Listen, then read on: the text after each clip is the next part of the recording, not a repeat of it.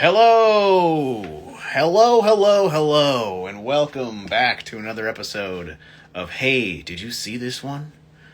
And this week, you're going to be joined by myself, Jason, and Kaylin to discuss what happens when you delve too far into the world of madness.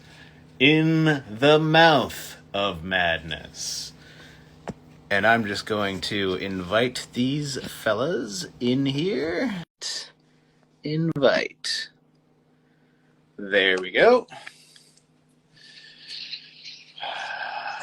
Once again. How do I look?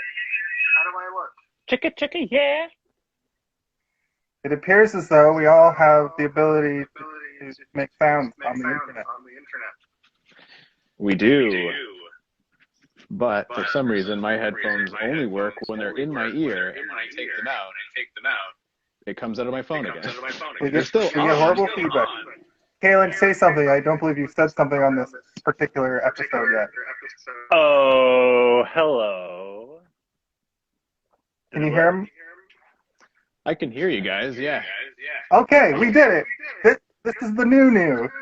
Steve, you're the host this week. Tell them all about our new setup.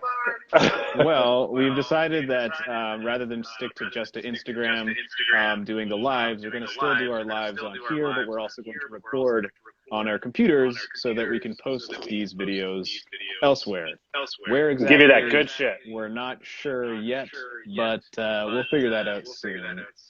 I'm gonna do a little YouTube jujitsu, and I'm gonna do a little make website jujitsu for you. Look for that in 2022 coming up. Yeah, and maybe if we get crazy, we'll cut the good bits into little hyper vids, and we can put them on TikTok or whatever the heck. I actually had an idea of something we could do just for the Zoom part, where we just say, okay, 10 minutes, go. And then we do a quick 10-minute version of the whole podcast just to post onto our Instagram. And then we're just shooting out content everywhere. Because, content is important on the internet. If you listen to Gary Vaynerchuk at all, you'll know that in order to make it on the internet, you have to post 10 quality pieces of content every day, which is completely unreasonable. Quality? Yeah, quality. I could do 10, but... What about, not quality? Does it have to be double? I do, 5 TikToks a day, and I am not making any progress. Yeah. Well, I don't know if we can consider yours quality, though. That's the problem. Hey! I do movie reviews on there. I have seen them. Oh, God. I was very disappointed that we had an almost 2-hour discussion about Big Trouble in Little China because how he's doing a John Wayne impression, and you kept calling it a Clint Eastwood impression in your TikTok review. It was both, in my opinion. No, he's doing John Wayne. That was a different episode. I want to talk about how Sam Trent is doing a Sam Neill impression. Yes, John Trent. He's pretty radical in this movie. I love him so much. He's like the skeptic. He's a jerk. He's kind of a little bit sleazy. He's an asshole, and it's great. I guess what we usually do is we talk about the first time we ever saw this movie. So I think we'll go around the table, starting with Kaylin. Oh, hello. What's up, everyone? Let me just ask first and foremost, do you think I should address the phone or I should address the computer right now?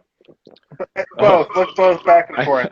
What I thought you just said was, should I have dressed up as the phone or dressed up as the computer? Because we usually dress up for these reviews. And that's another thing. I felt bad. I didn't have any costume for tonight. You didn't have a single black crayon? Oh, damn it! I could have totally done that. Shit. That's a great idea. If you're watching our high-quality version, I did dress up as in the theater with Sam Neill. Our Instagram viewers won't be able to see that, but someday. Well, when we post the Zoom on Instagram. You can't post videos that big, unfortunately. Too big. Damn. All right, Kaylin, when was the first time you saw this movie? So this was my first time seeing this movie.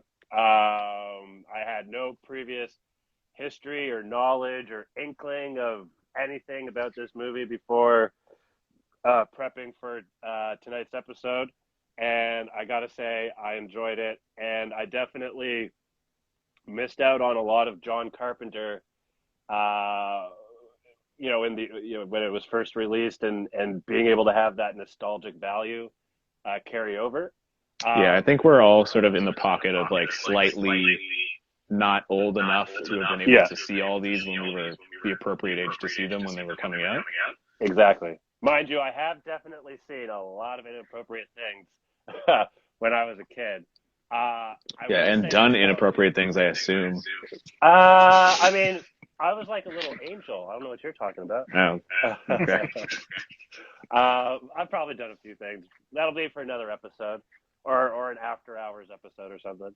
I do like the feel of 80s movies, though. Like you can feel like what's on screen. Yeah, this is sort of a holdover. It is 1994, but it definitely has it has a 90s feel, but it also has like a throwback 80s feel, for sure. Yeah, my apologies. It was 94. My bad. I dropped the ball a little bit. I didn't do as much research for this episode as far as the nitty gritty details. This is not a history podcast. Don't worry about it. But maybe we'll talk about it later. But can I just ask very quick? Is this like one of the first movies to get like this meta? I don't think it's probably one of the most mainstream movies to get this meta, but I don't think it's one of the first. Okay. And I mean, it's not really meta until the very end. Yeah, that's true. But I mean, I like the meta twist at the end. It's fun. Jason. So I'm going to give you my super long history with this movie. I watched it today. That's the history. What I will say though is it's crazy to me that this movie came out after Jurassic Park. Sam Neill had already been around for a while and has a long film career at this point. But you do Jurassic Park, and then immediately the next year you do like a psychological thriller horror. Like the only other movie I've even seen in the same genre of meta until like Deadpool was Stranger Than Fiction with Will Ferrell and Maggie Gyllenhaal, where he's like in his own book or whatever. Right. When I started this movie, I accidentally read the synopsis bit that comes up on the website where I streamed it, and I was like, somebody call the police, put him in jail. I only read the first sentence, and it said hack book writer, and I was like, oh man, is he just gonna be trapped in his own book? So until he actually goes into the church later in the movie, I thought he was living in his own book. But I think as we talk about this, we're gonna have to figure out at what point is he being written? Is the story being written? And I think that's going to be the bulk of the conversation. Why you guys last night you guys were both like, we're gonna rewatch this movie, and I was like, rewatching movies is for movie rewatchers. And today, as soon as I finished watching the movie, I was like, fuck, I need to go. Says the guy who's probably watched It's Always Sunny in Philadelphia like 20 times each season. I've seen it through, depending on where it is in the series. The first like 5 seasons I've seen like probably 10 times, but then as it goes on, I've seen them less and less because between seasons I rewatch. Anyway, The other thing I wanted to bring up is this. This movie has the culmination of like 3 great actors, 2 like B actors and 1 A actor in Sam Neill from one of the greatest movies of all time, Jurassic Park. But also Baxter Stockman from Ninja Turtles 2 and Vigo the Carpathian from Ghostbusters 2. I don't think I would call him a B actor. I think I would call him an actor who is in 4 movies ever. Whoa. Vigo, the guy that plays Vigo? Yeah, Vigo, I was going to call him Vigo. The guy who's like, Johnny boy! Trying to do an American accent with his extremely thick, like, Scandinavian accent. But 1 second, rewind a little bit. Baxter Stockman, are you talking about what's-his-face Medea? Or the guy... Crazy Scientist? The guy, no, not the. Oh, TGRI guy. Yeah, TRI. I think it is. The guy that like finds the well, Baxter Stockman is a character from Ninja Turtles comics. The guy that turns into a fly, but they never got that far in the movie. In the movie, he's just the guy that finds the giant dandelion, and then he starts working to make the mutagen. In this movie, he's the guy that goes in to see Sam Neill, Trent, in the insane asylum. I want to challenge some of what you said. You guys have ever heard of Titanic? You ever watched that one? I've never seen Titanic all the way through. I've seen parts of Titanic. He's mostly at the end. I know Billy Zane is in it, and I know that. Anyway, I know that what's her face gets her boobs out. There are people that they add to movies to elevate the performances for smaller characters. That's what a character actor is. I understand what a character actor is. They're like the jobbers of the B actors. They're not B actors. Z-list actors. They're in professional wrestling. They're called journeymen or jobbers. In films, they're called journeymen. Journeyman actors as well. Yeah, where they work forever doing smaller roles and they're not like. I'll do that. Z-list. Anyway, how do I get that? This is already better for the Zoom call version because we're talking over each other a little bit. I don't know how it sounds on the Instagram. Probably horrible. But we can talk over each other a little bit as we were testing out last night. You also forgot about Charlton Heston. He's the owner of the book publication company. That was Charlton Heston? Yes. Oh. You know, avid gun activist, now dead. But my gold deadhead. They blew it up. They blew it up. Those damn dirty apes. Get your hands off me, you dirty apes. There's the actor who plays the innkeeper. She's in a lot of stuff. Yeah. Oh man, that's get your hand. lady. Give me the marble, you old bag. From Seinfeld. Yeah, your Marble Rye from Seinfeld. Yeah, she's in Billy Madison. She's in a bunch of David Lynch stuff. She's in Twin Peaks and Blue Velvet. Oh, that was one other thing I wanted to mention before we go into like the bulk of this episode. This movie simultaneously felt like three movies.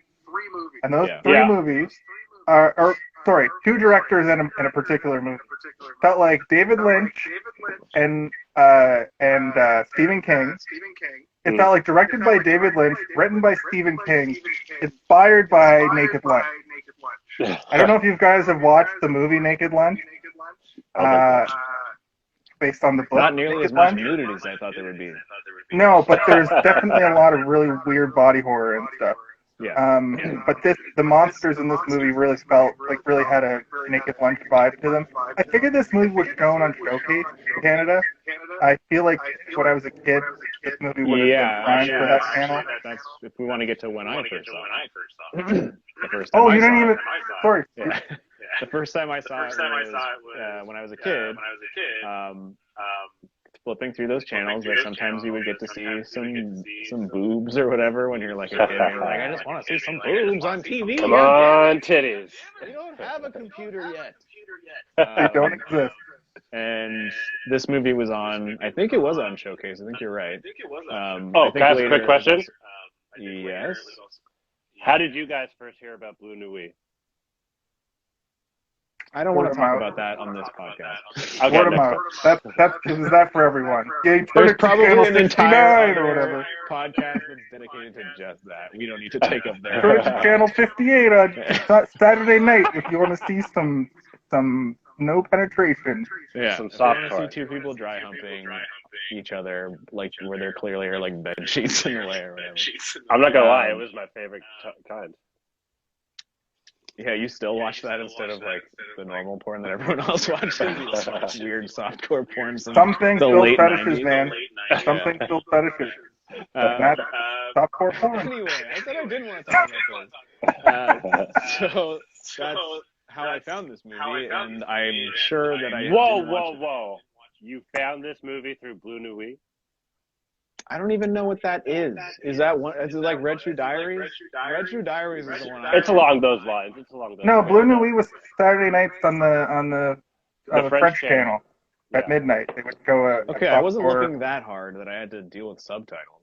I don't know if they No, had I don't Louis think. I here, don't think. Kalen. I don't know if they got the front. It's a Quebec channel, and I Yeah, don't know if they got it on this side. That could be true, actually. Oh, Kalen's frozen. Am I? Yeah, Kaylin, you're frozen on the computer, but you're still okay on the phone. Okay, 1 second. If you have to close down on the Zoom, just jump back in again, and I'll let you back in. Okay, it looks like that's what it's making me do. There you go, Steve. You're not going to be interrupted with any questions. Yeah, I didn't want to talk about this, and it's almost been about 5 minutes now. Sorry. Okay. Sorry. The first time I saw it was, again, flipping through channels when I was a kid, late night, Saturday or Friday or whatever, and I came across this, didn't know what it was, and came across it a couple more times, still didn't know what it was. And I never actually got to see it fully through, but I was like, I like the creepy weirdness of it. And it wasn't too scary. Like, it was like, it had creepy vibes to it. And there are some very scary parts in this that if I saw it too young would have freaked me right out. But it was like weird enough to catch my interest and not too scary that I was too scared to watch it. So I watched as much of it as I could every time it came on. And I reintroduced myself to it later on once I discovered that it was a John Carpenter movie. And after watching The Thing a couple of times and being like, does he have any more that are like this, where he has weird, crazy monsters in it? And this is pretty much the only other one that has as much nasty, vile-looking stuff in it as The Thing. The Thing is still like the top of the mountain in terms of John Carpenter's directorial ability, his cinematography, and his like grasp of tone and tension. Whereas this movie is like this like sort of tightly wound spring that just keeps getting tighter and tighter and tighter and tighter until it just like explodes, and you're like, what is happening now? You can tell he used a lot of the same movie magic on this as he did on The Thing. Yeah. The same sort of like The spidery monster kind of look. Kaylin, did you try and get back on the Zoom yet? I am slowly working on it. I apologize for my technical difficulties. I can't hear the other chat. I can hear him. Pardon? Don't worry. Okay. For the next go around, I'm going to get an actual direct connection for my laptop because I'm just on Wi-Fi on that one. What the fuck is this? This is where we do an ad break when we get advertised to. So we have an ad break, and it's Jason's special syrup. All right, looks like we're joining back. Buy my special syrup. It's thick. In progress. What the? Sorry. Sorry. Thick syrup. Anyway, so that was the first time I saw the movie. I really liked it, and this watch through, I watched it a couple weeks ago. Actually, I watched it just after I watched The Prince of Darkness last week. I watched it right afterwards, and then I watched it again tonight. And yeah, it's great. Like, it kind of rules. Like, I think it's probably my second favorite John Carpenter movie, period. There's lots of other good ones, don't get me wrong, and I might fluctuate that somewhere else, but The Thing and then this, like, it's so good. It's very good, yeah. It was another, and it had that big Trouble in Little China. Like, I just wanted to see what's going to happen next. Like, it's an old movie. It's kind of, it's got its moments that show its age, but as far as the plot, it just keeps going. It's like a cocaine fueled fever dream, a lot like Big Trouble. They Live in Prince of Darkness were a little bit more cerebral, comparatively, because you're kind of thinking about, like, what does this all mean? Where with this, it's beyond trying to figure out what it all means. It's beyond that. This is a movie you watch multiple times and actually come up with a theory. Much like Big Trouble. Well, speaking of the plot, I don't know if I agree with you totally on your take for They Live in Prince of Darkness, but I'm not gonna try and fight you on it either. Maybe not They Live, but I thought that Prince of Darkness was a little bit harder to get into because it was a little bit more cerebral than the other movies that we watched this month. This one's pretty cerebral too. I mean, we picked some of his most fun movies, right? Like, They Live is very fun. Big Trouble in Little China is very fun. Prince of Darkness, not so much fun, but it's kind of interesting and it's fun. It's like fun to imagine what's going on in your imagination, or what has happened previous to what's happening in the movie and what could happen afterwards. And this one is just like visually compelling. The acting is superb. I don't think there's a single bad performance in the movie. Usually John Carpenter has like a couple of weird, clunky bits of dialogue. I think like the only one that really stands out to me is when that woman runs up with the axe and she goes, "Fuck you!" like runs away. She says, "Fuck you," right? Yeah. What I will say to that is this movie's dialogue was written like it would be written in a book. That's how I. Point. That's Yeah, kind of how I point, felt. Right? I thought it was all kind of cheesy and written in a certain way, not necessarily bad, but it felt cheesy. Yeah. It didn't feel like people talking. It felt like when you read a book and everybody's just slinging one-liners, and where he's like smoking the whole time. That's a very like literature thing. Hard. That was so hard. Because you're quitting. Yeah. Oh, even I don't smoke cigarettes, and I was like, I want to smoke a cigarette right now. You used to.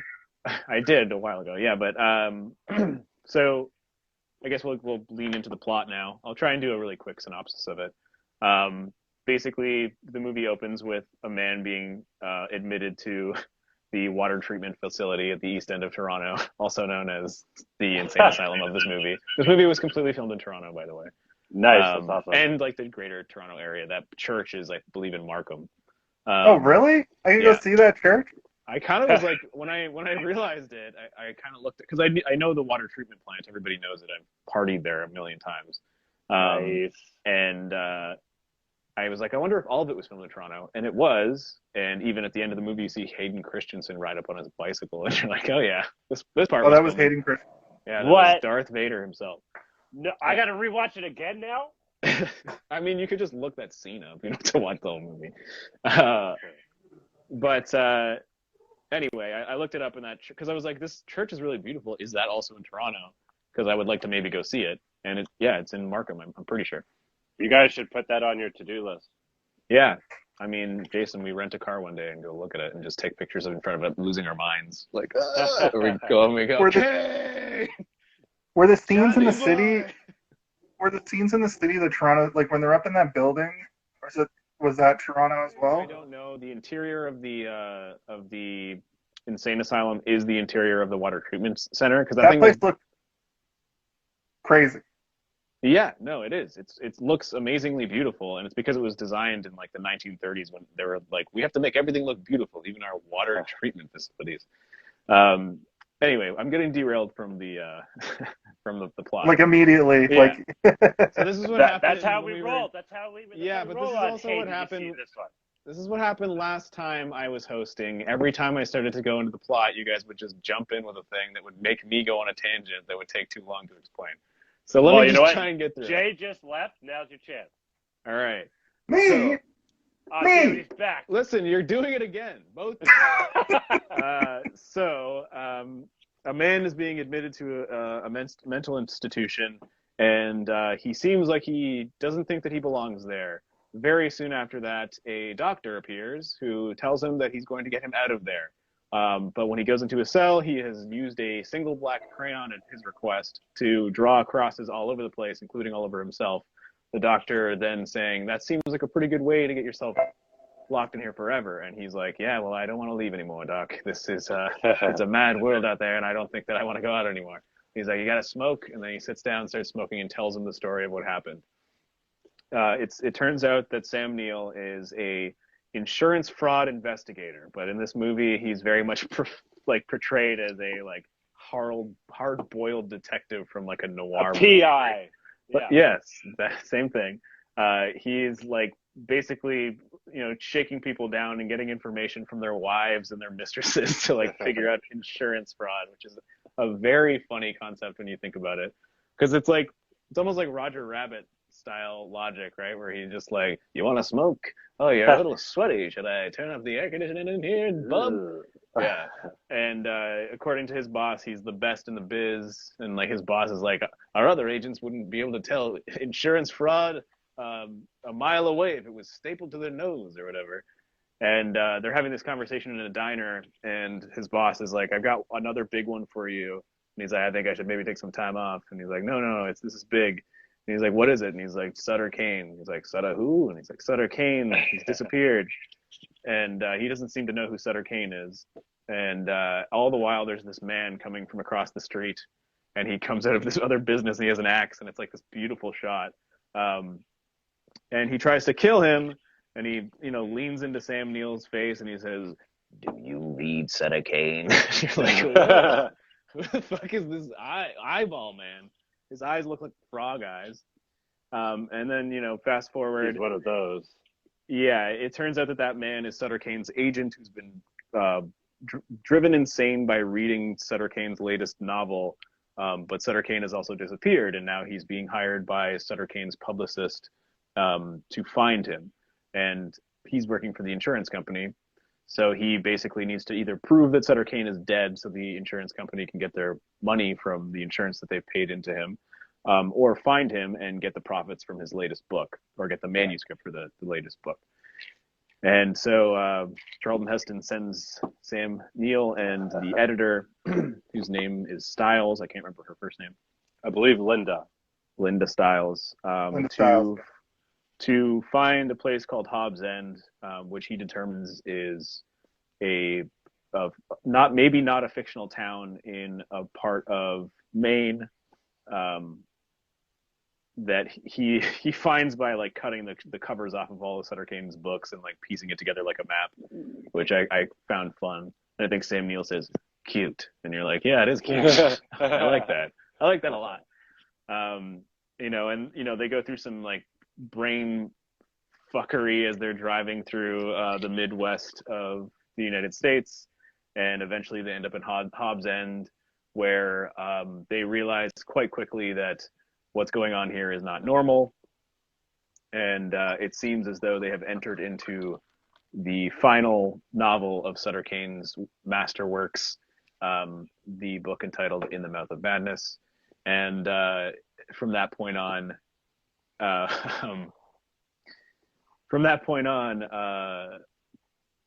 Sam Neill is determined to prove that he's not in the novel, while the editor, Stiles, is determined to continuously find Sutter Cane.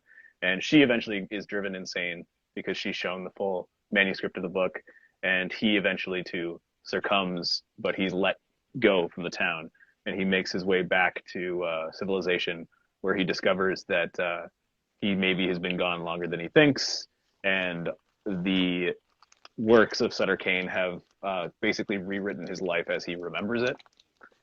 And then, he basically, it kind of comes back to the insane asylum, where he's talking to the doctor again, and the doctor's like, "I'm going to go now, and I'll be back soon because I want to help you." And Sam Neill's like, "I don't want to leave. I want to stay here because everybody's going to get a copy of this book, and those who don't read the book are going to watch the movie, and the people that watch the movie are going to be affected the same way that read the book, and everybody in the world is going to go insane." And that's basically what happens, and Sam Neill basically escapes, and he goes and watches the movie at the end, and I think the last moment of the movie is meant to be him like absolutely losing his mind to completion at the end. Beautiful shot. Beautiful. Rewatching the whole movie, we just watched it in little clips. Yeah. So that was a perfect synopsis. I like how we've gotten the synopsis down to just like skipping, because now we can talk about the stuff. Before we move on with the movie, I just discovered something pretty crazy about the person who wrote this movie. He is now the chairman of MGM. He got was his also career the CEO of New Line at the time. At the time. So he came out of nowhere. Right around, so he wrote the short that would be turned into the movie Lawnmower Man. He wrote several episodes of the Freddy Krueger TV show. He wrote, yeah, we've talked about that on this podcast. He wrote Freddy's Dead: The Final Nightmare. He came up with the story for Judge Dredd. And then listen to this list of executive producers. I'm just going to name the ones you definitely heard of. It's not limited to this. It's DeLuca, right? This is the guy? Yeah. Yeah. Texas Chainsaw 3, Freddy's Dead, Loaded Weapon 1, The Mask, Don Juan DeMarco, The Long Kiss Goodnight, BAP, Boogie Nights, Wag the Dog, Lost in Space, American History X, Blade, Pleasantville, Spy Who Shagged Me, Detroit Rock City, fucking Magnolia, Little Nicky, 13 Days, Hedwig and the Angry Inch, Blow, Rush Hour 2, Knock Around Guys, Life is a House, I Am Sam, Run Ronnie Run, like literally John Q, Blade 2, fucking. Wait, Blade 1 and Blade 2? They're in order of the Ghost Rider, 21, fucking The Love Guru, Brothers, The Social Network, Drive Angry, Fright Night remake, fucking Moneyball, Spirit of Vengeance, Ghost Rider, Captain Phillips, 50 Shades of Grey, Oh, pervert. 50 Shades Darker. No, even more perverted. He wrote the 2017 Oscars. What? 50 Shades What Freed. does that mean? Like, there's producers and writers on the Oscars. They write all the I bits. believe he only has 2 screenwriting credits, though. Well, he has yeah. And that's this movie and Freddy's Dead or whatever, like one of the bad Freddy Krueger sequels. My point is the reason why this movie is so good is because this guy is a great person. He knows what works. Yeah, he definitely has an eye and mind for like how things will play out, which is pretty great. Hollywood needs more people like them. I mean, maybe he's also a terrible person. I don't know. I don't know too much about his personal. Well, he's got a career a lot that parallels Kevin Feige. Is what I kind of thought as soon as I read this list of executive producer. Yeah, he's got a new one coming up called Chucky versus Jason versus Ash versus Freddy versus Michael Myers versus RoboCop. Is that real? No, I'm making it up. I want it to be.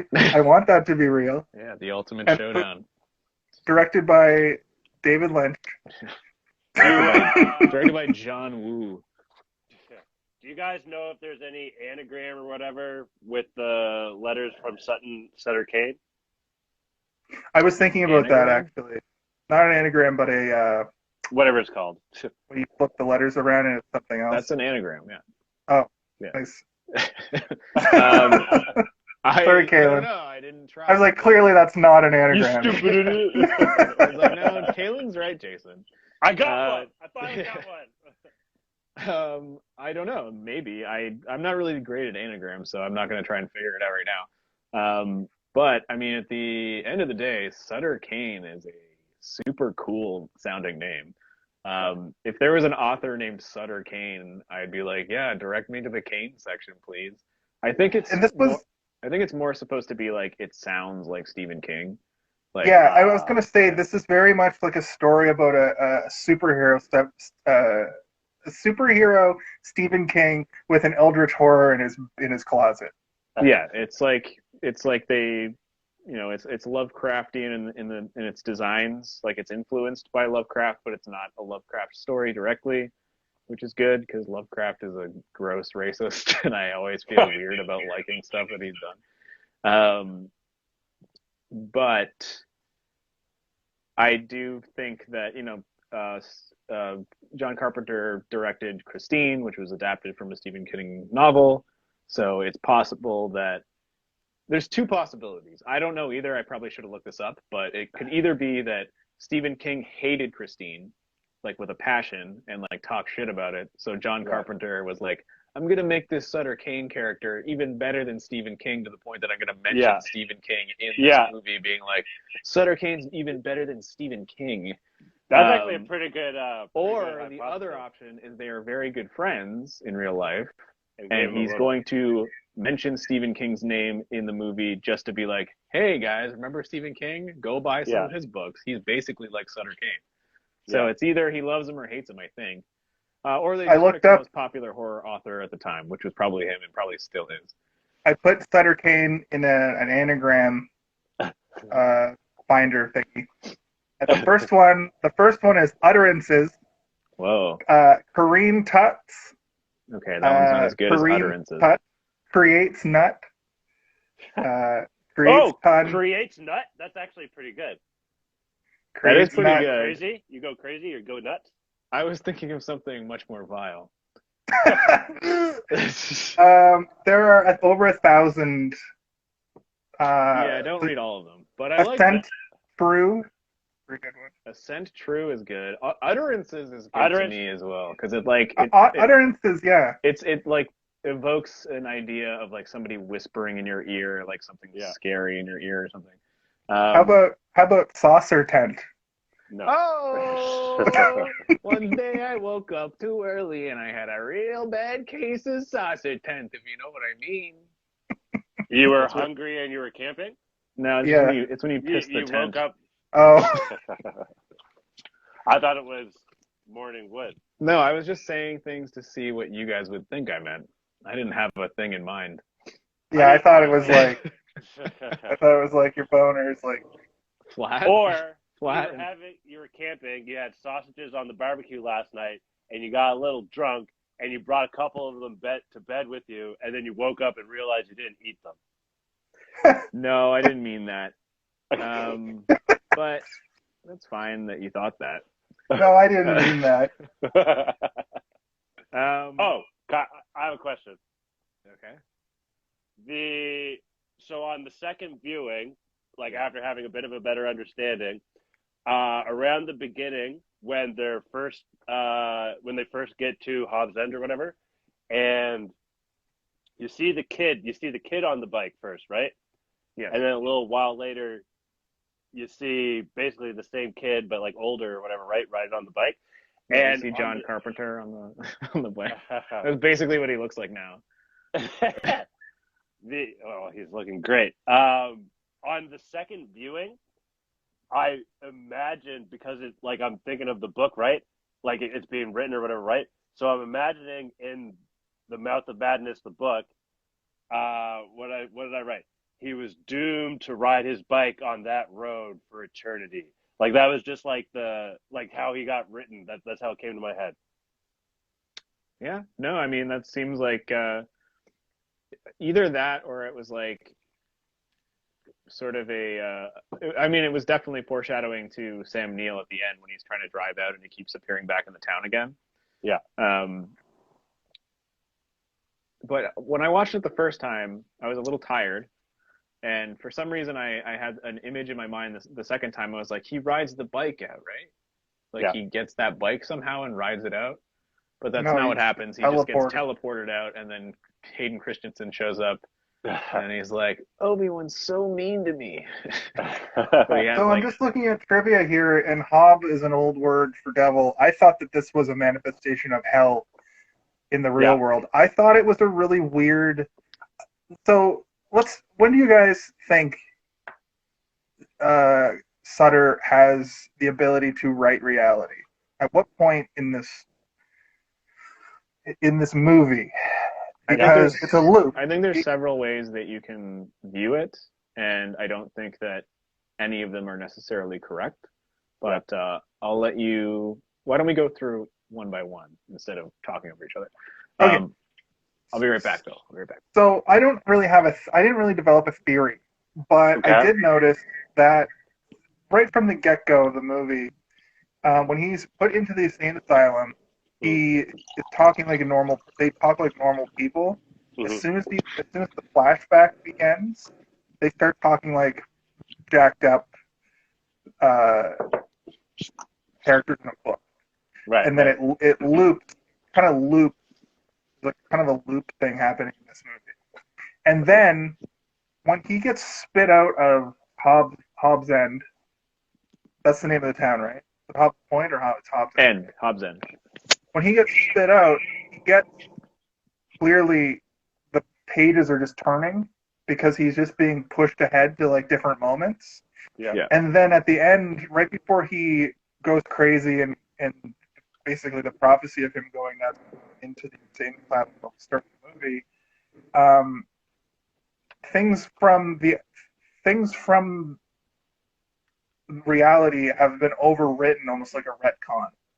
So it could be that it doesn't start being written until they're driving at night and they see the kid and then the old man and then they hit the old man.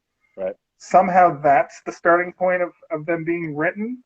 but it's either right when he starts to have the flashback, or it's right when they like drive into town, and she starts being like, the Styles keeps being like, there should be a painting right here behind me, and that old woman who we just talked to, she killed, according to the book, Horror and Hobbs End, she kills her husband by chopping him up into coleslaw.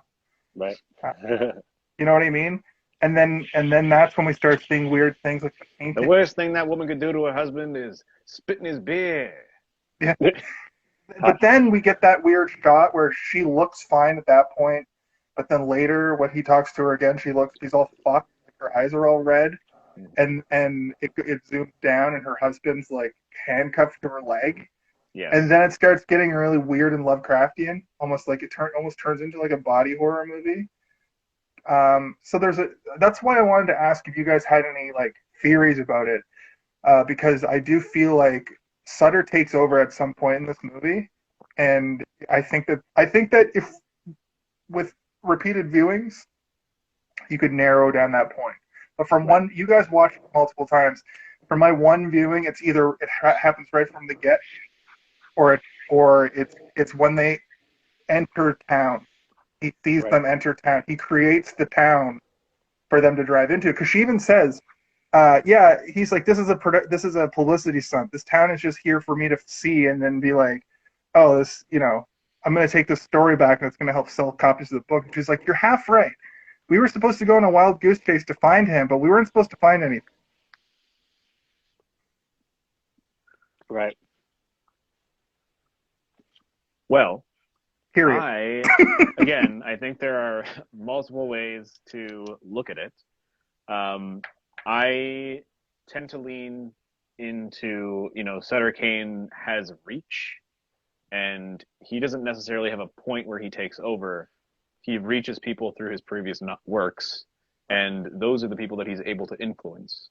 So he can influence the agent that is the only other person who's read the book at that point. That's why the agent tries to track down the detective and kill him, but he's also potentially written that those cops are meant to be there to stop that from happening.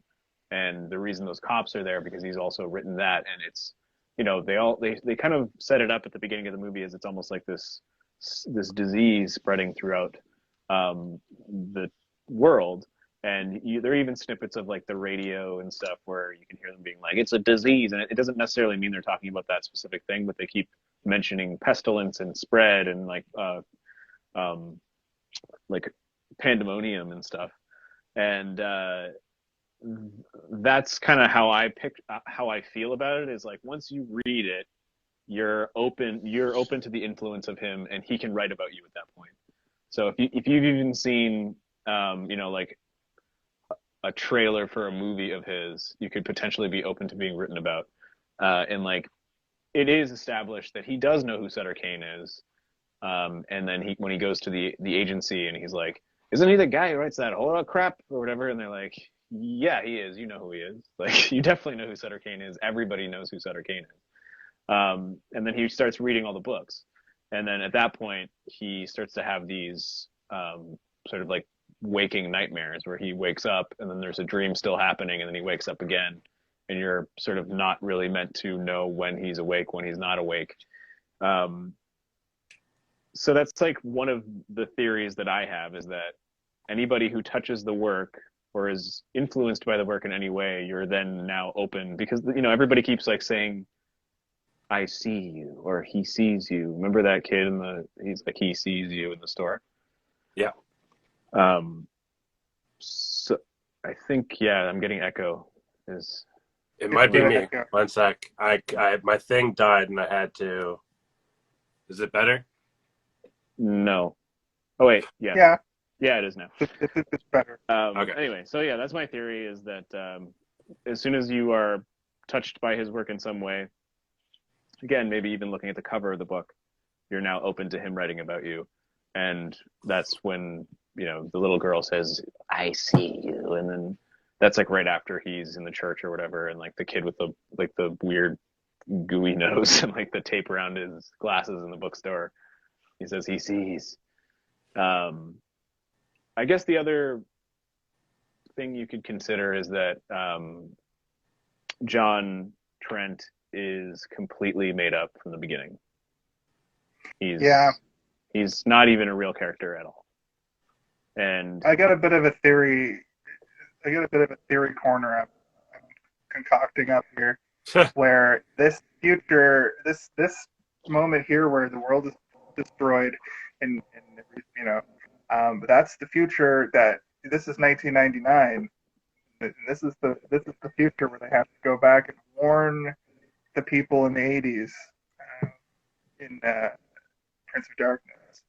And this all starts because the green goo gets out into the world, the Eldritch Horror gets to the author. The author starts to write about this hell town, which ends up ending the world.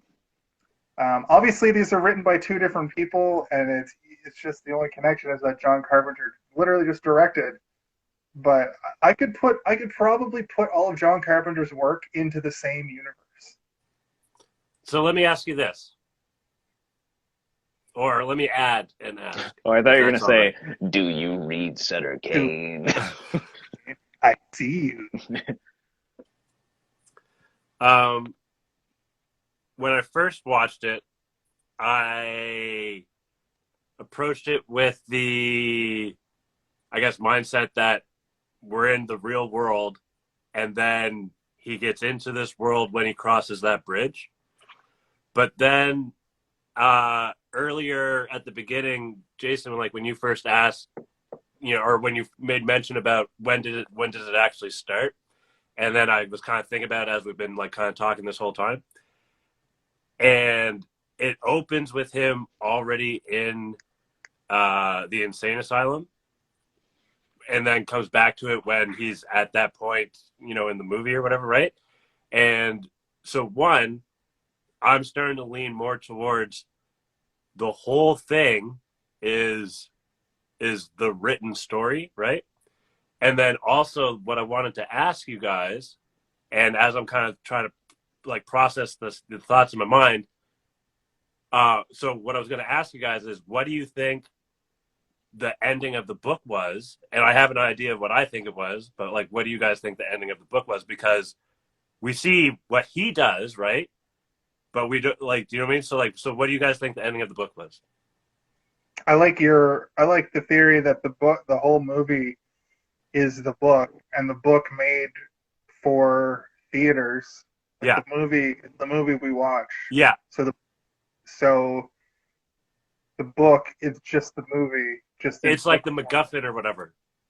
Yeah.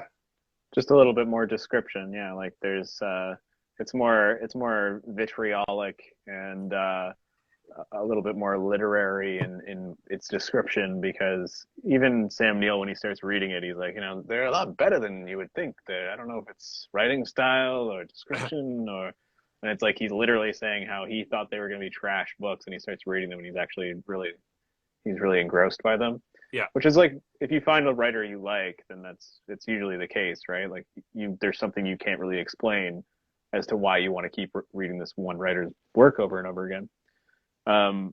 I think that the end of the book probably, was the end of the movie. It's like he's living the book that was written by Sutter Cane, and the end of the book was him escaping from the insane asylum and finding a completely torn down world and just deciding, you know what, I don't care anymore. I'm gonna go and watch the movie and just let my brain melt in the theater. Because that's that shot of him laughing at himself, so good, going insane, and then like his laughter turns into this like guttural screaming crying. You're just like, holy hell. Linda Stiles was the only person that actually read the book, as well as his agent, who is an axe murderer at the very beginning. Both of them only read a part of the book, though. That's true. The thing, he takes up the mantle of Crazy Axeman. Yeah, which was pretty cool. An interesting little thing. Like, these books that cause you to have like archetypes. I also quick question. So when you mentioned he takes up the axe, right? When the kid like the kid gets axed, right? When he's like, hey, did you read the books? Like, yeah, I loved it. And like he had the eyes or whatever, right? So you guys think he knew he was going to get axed, the kid? He probably didn't know that it was him, but he probably realized because he's read the book like multiple times that somebody gets axed. And then in that moment, like him saying, well, then this shouldn't come as a surprise. Yeah. Because there is a look of realization on that kid's face being like, oh, I'm the one who gets axed at this point. His eyes were already bleeding too, which seemed to be, they didn't explore that. They didn't explore that much, but after Styles goes in and has the weird like pseudo sex scene with the monster on the back of his head. I think there's an alien. I think this is aliens and not Eldritch horror. Aliens or demons? Like I think aliens. Because right? they show that I think H.R. Geiger religion and aliens, and he did the same thing with Prince of Darkness, right? The way I read that was that he, in his writing, he had this like seed in his brain or whatever that was like picking up the transmission from this goo door. You know, obviously it's meant to be very literal in the movie. You have a throbbing door of stuff on the other side that is like undescribable. Inspiration. And he's able to work as this sort of funnel to get some of it out in literary form. And that seed, like every time he releases a book and gains more viewership, is growing and growing to the point that it's like literally grows out of his head, right? Like it's like this monster inside of him is like growing outward. I like that interpretation better. I was thinking that he was actually just one of those demon things disguising themselves, like growing an extension to look like a human. I mean, to a point, that is sort of what I'm saying, but I'm saying that one of them was a part of him, and like the more he fed it, the more it grew, kind of thing. Yeah. There also could be a lot to be said for the book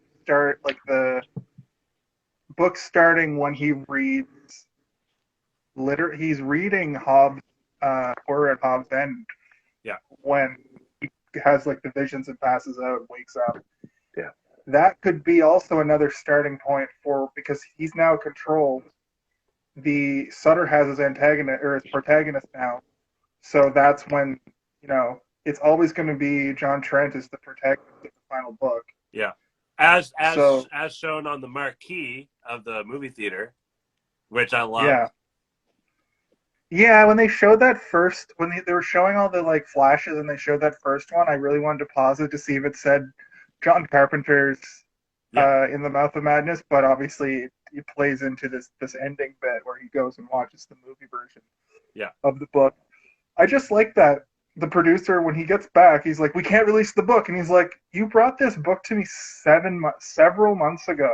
It's about to come out, and the movie version is going to be in theaters tomorrow. The time frame that tomorrow tripped me up. No, he says, you brought this to me months ago.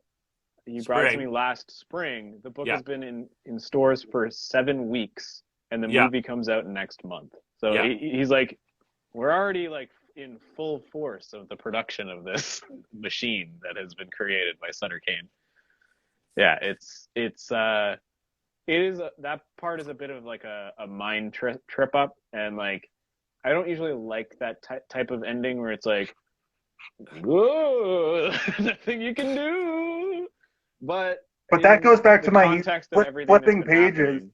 Like we're seeing pages being flipped. But it also, it plays into what they're discussing in that scene, which is that he's like, the woman that you say I sent you with, but I clearly remember sending you alone.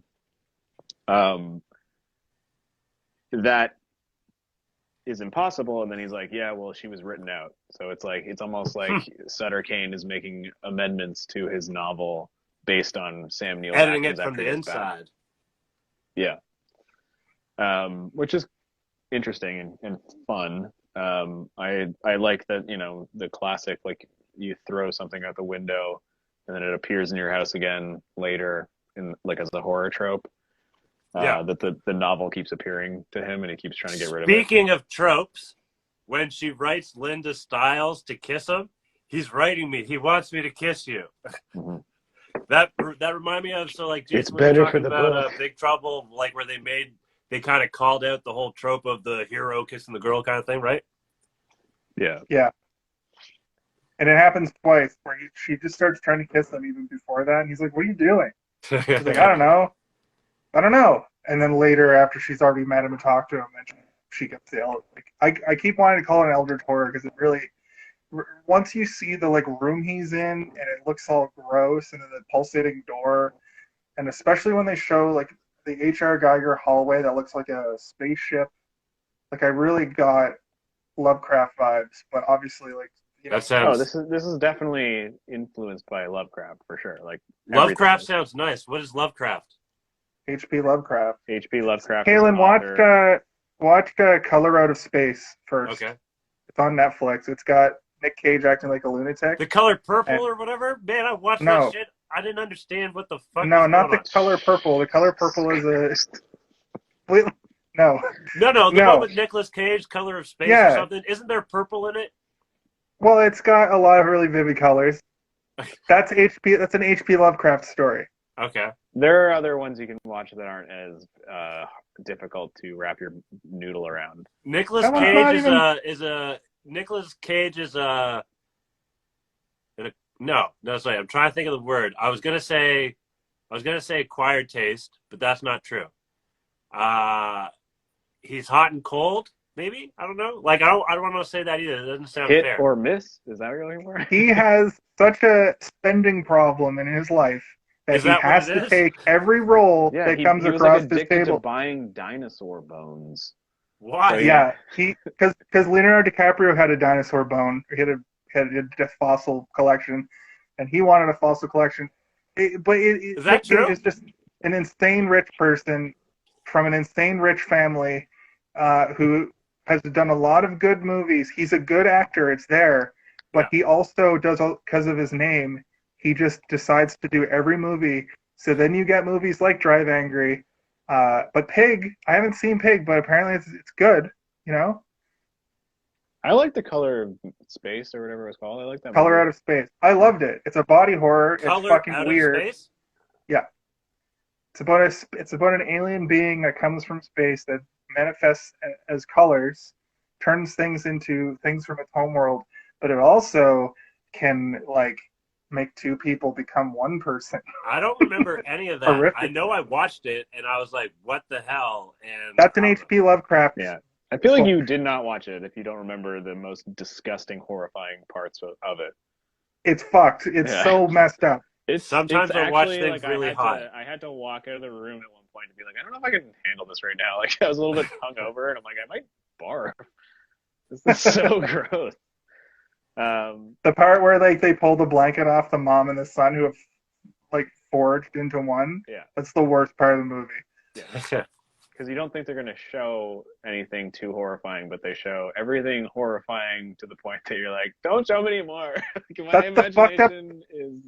It's a fucked up thing about a lot of horror movies where you go 75% of the movie and you're like, this isn't so bad, and then the climax is just like a nightmare. And that was one of those situations where I was like, this isn't even. Why was I scared to turn this on? Because you're a little baby.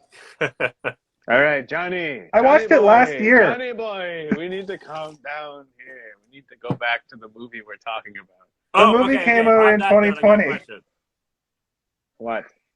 Do you think my favorite color is blue scene? Do you think that was practical effects where they actually wore blue, or do you think they just used a blue filter? They probably just color corrected to make it blue. It looked like they filmed it in the morning. Yeah, it looked like Blade morning 1. light. Yeah, and then. I see. This is one of those things that when I watched it on TV as a kid, that part stuck out of my brain so much. The blue? That when I went to go rewatch it again, I thought that the whole movie was filmed like that. You know, like some movies will be filmed entirely like that. Like I'm pretty sure Blade 1 is very blue like that, and like Terminator 2 is very like blue like that at certain points. Especially when they show like the future, right? Yeah, and then I was like, wait, I thought this movie was all blue.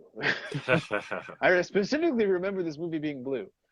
But that's like a good example of Sutter Cane fucking with him in his dreams again, because he wakes him up puts him, or he's like next to him, and he's like, my favorite color is blue. Wakes him up, he's in blue world, and he wakes up again, and everyone's like, calm down, man. And they do that twice, where he's a dream within a dream within a dream. Yeah. Where he wakes up and then wakes up again, because the first time it happens is after he walks by the poster, peels the poster a little bit, right, which is foreshadowing. But not far enough, yeah. Yeah, and then sees the cop beating up the guy. And the guy's like, "You want some of this?" Then he reads that moment in the book, I think. But then that's what a it dream. seemed like. It seemed like it was combining the book with what had happened to him that day, which was him getting attacked by the agent and seeing the cop. Yeah. So then he wakes up, and then that cop with the weird, like, they live face is sitting beside him, and then he wakes up again. Yeah. But within that dream, he sees a bunch of visual elements of stuff that will be played out throughout the movie, right? Which is, like, that's, again, like, supporting the fact that, like, he's already potentially relived or, like, lived through all of this, and this is, like, a rewrite. Like, Sutter Cane might be, like, sitting there being like, oh, I need to rethink some of these ideas, and he goes back to an earlier chapter, and, like, but he still has these, like, residual memories of being written through the story, like, several times. So maybe this whole thing is just happening on the pages of not a completed book, but Sutter Cane writing the book. And that's what we're watching. And then that exact thing gets turned into the movie. Dude, this movie... It's so meta! There's a lot going on, and I am excited to watch it again very soon. It is hard. At you guys on an angle, and I feel like I need to change my setup, because I'm straight on. Steve's got that Dutch angle. Something horrible's going to happen to him. Yeah, I'm a Batman villain. I have one riddle for you. Do you read Sutter Cane?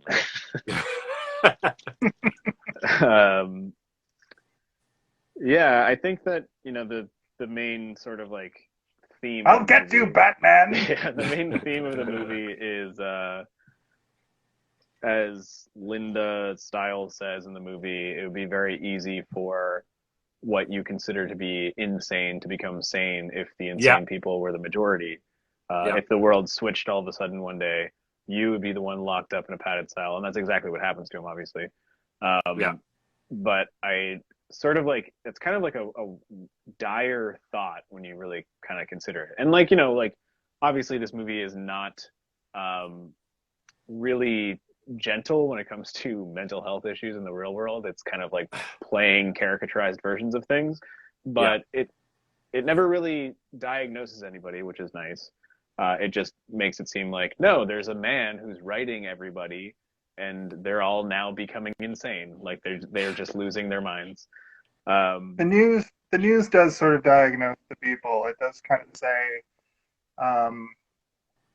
there's an epidemic of paranoid schizophrenia happening, and that's when I started to think about. No, they don't say paranoid schizophrenia. They I think they deliberately go out of their way to not specifically say things like that. Like the point where she says some of his less stable readers. Like they say things specifically to not, like, really put a diagnosis on the table. Yeah. The only time that they say paranoid schizophrenia is when Sam Neill is like, oh, you want me to give you my it or my they or my them or my thing, because all paranoid schizophrenics have those things. Right. Well, okay. Here's mine. And, like, he describes the Sutter Cane incident. And, like, that, I think that's the only time that they actually say it.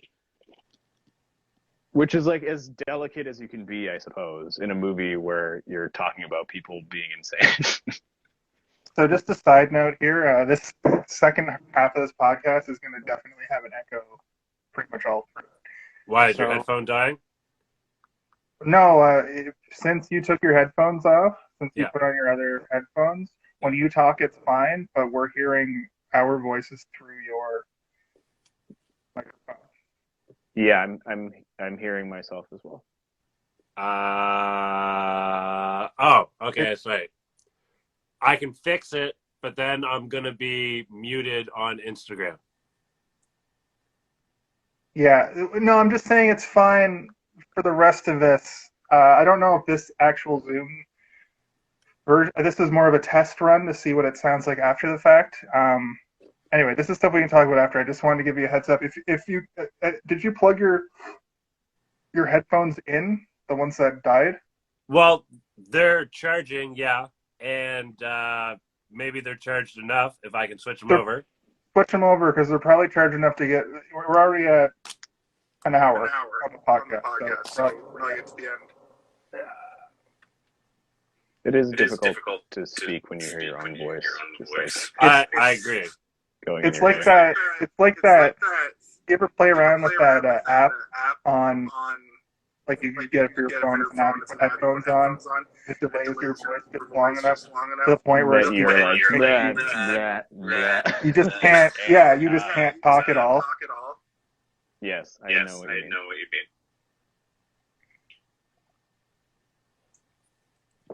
All right, thank you, folks, for your patience.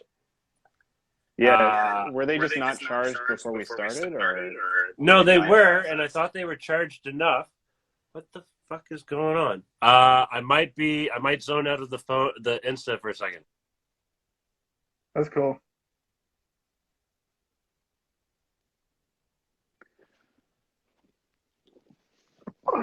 Do you read Sutter Cane?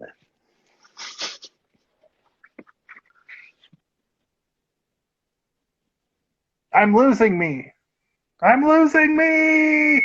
Is this any better? Are you guys? No, I can still hear myself. Okay. Hello. Okay. Hello. This is the sound of me talking. What do I have to do to fix this? It was good at the very beginning, right? It was great. Yeah, it was great. I think it's even good now. Is it? Yeah. Can I hear myself? I can still hear myself. Oh, you know what I did? I know what it is. Okay, what about now? Hello. Oh, now I can't. I'm good. Yep, that's good. Oh, it's so nice. Yes.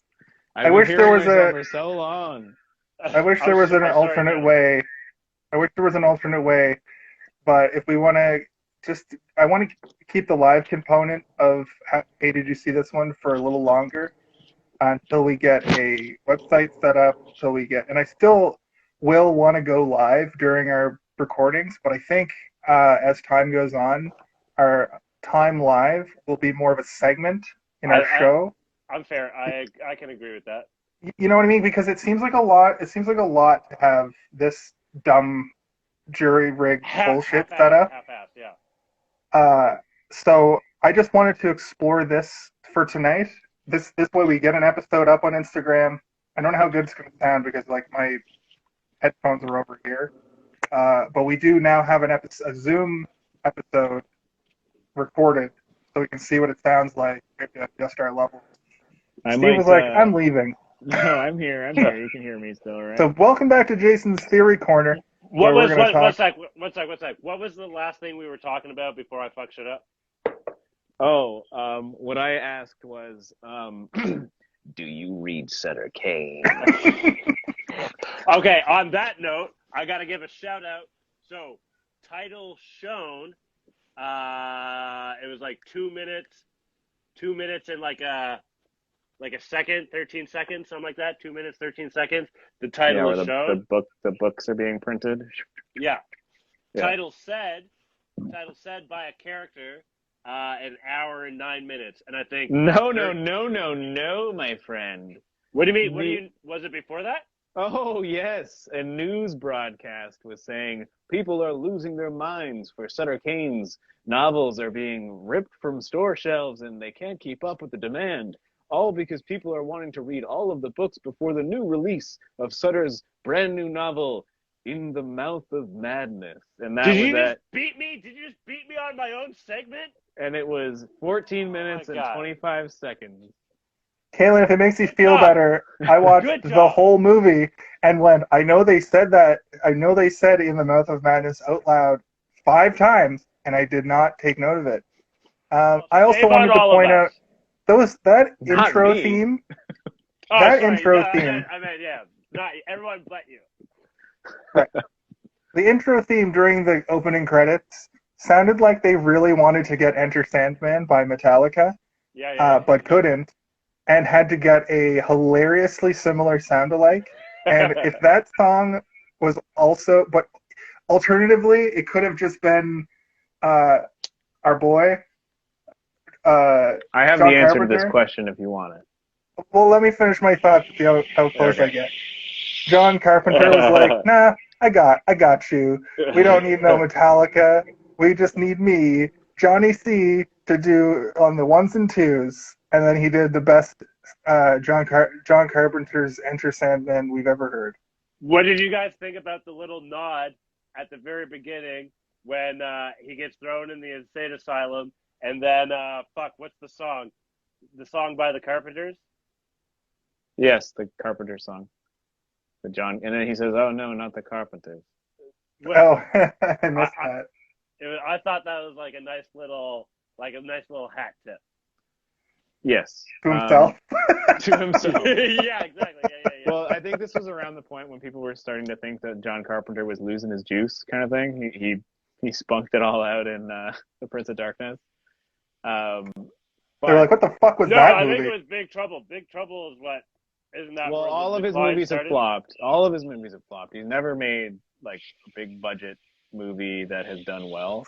But anyway, Jason, to answer your question, he did want Enter the Sandman. He tried to get Enter the Sandman. He could not get Enter the Sandman for a reasonable price within the budget that he had. Again, he filmed everything in Toronto, remember? Can you negotiate prices? You can try, but usually... Kind of, not with music. Is there a certain minimum, though? Is there a certain minimum where you can't go any lower? Music? Yeah, a lot of musicians do not own their own music, so it's not right, a that's case what I was of going like to say. pleading your case to the artist. It's like talking to businessmen who are like, no, you pay us this, so you don't get our fucking It's kind of like what we talked about last week with actors taking a lower salary to be in a movie, but if they want to do it, they'll pay for it. So at this time, this is James, like Metallica were just touring the world, and they were all wasted. So there's no way that John Carpenter was like, hey, James Hetfield. They were going to the record company, and the record company was like, no. We'll give you distribution rights for $30 million or some ridiculous amount of money for the time. Right. And to answer the second part of your question, yes, our boy Johnny C said I can probably pull it off. And not only did he pull it, I'm so psyched. Not only did he pull it off, he pulled it off, and it's a great like at the beginning. It also is the same song that plays right at the end. Yeah, I was gonna say he does what we like to call a bookend, where he opens the book to that song, and then the book closes to that song. I think that song would have stuck out like a sore thumb, because now when John Carpenter makes what's known as a pastiche or style parody of a gentlemen, keep going. I'm still. Enter Sandman came out in like '92. It would have been still on the radio. It would have been a huge song, meaning the song would have it's probably top 40 in '94 still.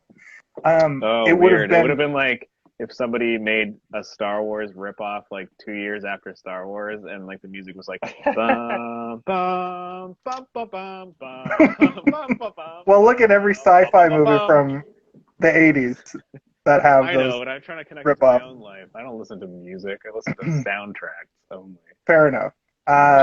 But yes, Enter Sandman. I'm just going to quickly look up. I think it came out in '92. It was very much a huge. Came out in '91, so it was very much maybe not top 40 still, but the thing about Metallica was they were the first like metal band to really cross over into pop. Besides like heavy metal, which was glam rock from the '80s, which isn't the same genre of music at all. It's Tell him, Jason. In the same pool, but it's not the same droplet. That's a phrase I just made up. My point being, the crazy thing is that it wouldn't have fit this movie, but this style parody fit this movie perfectly. Yeah. And for you to go, it's almost better for your brain to go, that sounds a lot like Enter Sandman. Oh God! Now I'm not the one peeing. I'm so. Well, I gotta plug my computer in. How long are we going on this podcast tonight? I mean, we're nearly done. I didn't get to. I better plug in though. Just my points, but. Well, just. Yo, hit us with your points. No, you're still in the background. Now you're like a tiny little Sam Neill puppet friend in his popcorn. I agree with what you're saying, Jason. I think that John Carpenter also has a very distinct style in his theme songs that he makes for each of the movies. Big Trouble in Little China is a perfect example. Obviously, Halloween lives on to this day. They Live, it was all composed by him as well. Most of the movies we've done this month, the music he has done himself. And there's something reassuring about putting in a John Carpenter movie and hearing a John Carpenter score to, like, just, you know, cradle you in, being like, here you go, it's me, John Carpenter. You know it's me, not because my name is on the screen yet, but because my music is playing and you like my music. I like it. And I do like his music a lot. And Does he like synth and 808 drum machine? Yes, I do. But yeah, I think that this movie has a lot of charm in its music, and I was paying attention to the soundtrack a little bit more closely on the second watch through. And there is some weird, sort of almost like Ghostbuster-y style. It's not as obvious as the Ghostbuster, like ding, ding, ding, ding, ding, ding, ding, like when they're walking through the firehouse and stuff. But there's like this weird sort of like ding, ding, ding, ding, ding, ding, ding, when he's going through when they're going through the production, like the publisher's office buildings and stuff. And I'm like, this is like very sort of like stylistic, and it's adding a certain level of character to the office itself. But it's also thing, right? but it's also theme. But it's also caricaturizing it. Like, it's making it seem more than it actually is. And that, like, I cannot imagine ever walking into a publisher's office building and having it be that filled with people. Do you see how many fucking people there were? Like, there were people everywhere. That could be proof, though, that the whole thing was the book from the beginning. Yeah, there's a lot of stuff going on in this movie. Little visual visual details that made me feel like I'm watching a book come to life. That is very meta in that. For sure. I have a few written down too. Like, she runs over an old man on a bicycle. They both get out of the car. The guy gets back on the bike and rides away, and then Sam Neill says, "You keep driving." Like, what the fuck? She just ran someone over. Maybe you take over for a bit, man. But it's like, I forgive it because I'm like, Sutter Cane doesn't want that to happen. Sutter Cane says she keeps driving because she needs to see the ground turn into clouds or whatever. Well, that's why I think that the covered bridge was a very was a metaphor for transitioning to the afterlife almost. It reminded me of Beetlejuice. Yeah. I kept thinking of Beetlejuice after they showed the covered bridge, but the drive at night in the middle of nowhere on the map that they couldn't decipher felt very transitional too. Yeah, well, okay, so I think that the idea there was also that Sutter Cane has already started writing this novel. He needs one of the characters to absolutely believe that they have transitioned into one of his stories, and one of them to not, in order for the story to take place. So rather than have Sam Neill be the one that goes through the visual transformation or the visual transition into Hobbs End, he takes the person who already believes in Sutter Cane beforehand, where she says, you know, like, I don't believe that Sutter Cane's reality is real. What scares me is that, what if his reality was real? That's like, she's already sort of terrified by that. And so having her be the one to see the transition is, all it does is accelerate and amplify her fear of Sutter Cane. So she goes into this. She's already easily susceptible. She's terrified. She's terrified immediately. And he's like, "Where is everyone? The town is picture perfect and there's no one around." And he's like, "Who the hell are going to buy these antiques?" And she's like, "Okay." And he's just like, doesn't really believe anything that's happening. Where she is already completely sold on the fact that, like, I was in the middle of the night and now it's like daytime and I didn't see the bridge and now I'm here and now I'm seeing a bunch of bleeding faced children chasing a dog and I keep seeing it over and over again. and then I finally see the kids with even more blood on their face, and the dog that they've been chasing now has one leg. Yeah. Oh yeah. God, they ate that dog's leg for sure. Did you guys? So the book does have like almost like a circular or like a comes back to where it started kind of thing, like path to it. Did you guys notice? So like at the beginning, remember how he was talking about like how humans fucked up like the air or the water or some shit, and we should just flush our heads down the toilet or some shit like that. And then He says we fucked up the air, we fucked up the water, we fucked up each other. We might as well fuck our brains up as well by flushing it down the toilet. Yeah. Exactly. Perfect. And then at the end, though, the news report, right? When I think it's when he's leaving the asylum, like it's like everyone's gone kind of thing. And there's a news report where it's like almost everyone's extinct. Like they don't say extinct or whatever, but like there's almost no one left or whatever. Like it's a human extinction, which is what he was talking about, kind of thing, right? Yeah. Yeah, where he says like something along the lines of like every species can smell its extinction on the horizon. Yeah. I had a thing I wanted to say about this, actually. Thank you for bringing. There was a few. I got all my points in, and this is the last point I think that I had. And so I hate to bring up COVID, but that really struck a nerve with me because we've all been locked inside for almost 2.5 years at this point. And I have a lot of time to think about a lot of things. My point is that if I've heard that saying before, where throughout history animals were able to have, species are able to smell their own extinction. It's literal. It's a metaphor. Blah blah blah. With humans, this COVID thing, it's looking real bad as time goes on, and the irony being, when you get COVID, your smell goes away. Whoa, Jason! Are you getting Jason? Jason, hold on. Can I ask you a question? Do you read Sutter Cane? Do you read Sutter Cane? I've lost my. That's actually shit. That's actually, I like that. That spooked me. That spooked me out. I said that to Madison, and usually my wife, and usually she's like, "What do you? Shut up." And that one, she was like, "Wow, that." Oh, did she watch it with you? You guys watch it? No, actually, I got a little funny story about that where she came into the room, and she doesn't like horror and she doesn't like spooky stuff. Yeah. And I told her just the plot of the movie, and she's like, "That sounds right up my alley." She left the room, and then like 2 seconds later, literal body horror started happening, and I was like, you know what? I don't think she would care for that. Because if you explain the plot to somebody, they're going to be like, wow, that's a really interesting story. It sounds a lot like Stranger Than Fiction. the 2000s Will Ferrell and Maggie Gyllenhaal movie. But the lens that it's viewed through.